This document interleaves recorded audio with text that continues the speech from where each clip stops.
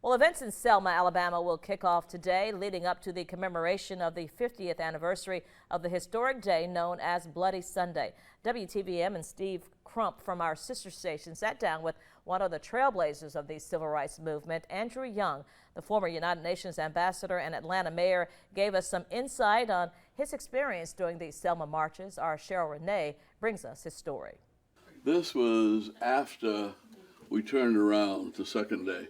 In his home in Atlanta, Andrew Young has walls of pictures that tell the story of his life as a civil rights icon. He's been in the forefront of the struggle for equality, helping lead the way on many of this country's freedom footprints, including the Selma March. I was in the back of the line, and when I went over there and realized that there was this whole crowd of policemen, called Dr. King, and I said, you know, they're not going to let us march. About 600 people began the 50-mile march from Selma to the Alabama state capitol in Montgomery on March 7, 1965, to protest discrimination that prevented blacks from voting.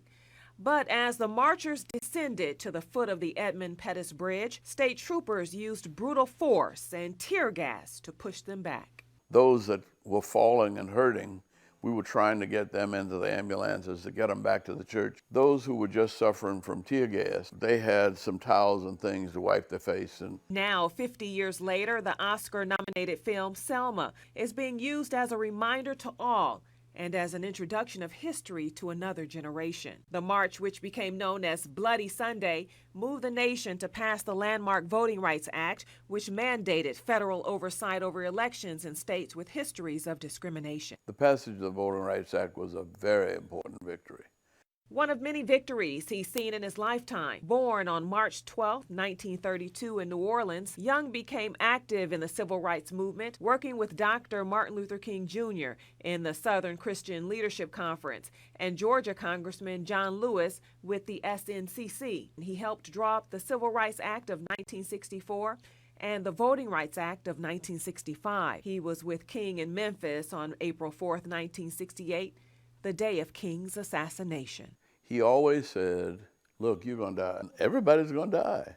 And you don't have anything to say about when you die. You don't have anything to say about how you die. The only thing you can decide is what is it you give your life for. He served in Congress, was the first African-American ambassador to the United Nations, and became mayor of Atlanta. In 1981, he was awarded the Presidential Medal of Freedom. Try to find a way to stay in tune with God's purpose for your life, and everything's going to work out fine. Now, it's not going to always be easy, but you'll always overcome. A message from a politician, pastor, and protester who helped change the racial landscape in the South and the nation. In Columbus, Cheryl Renee, WTVM News Leader 9.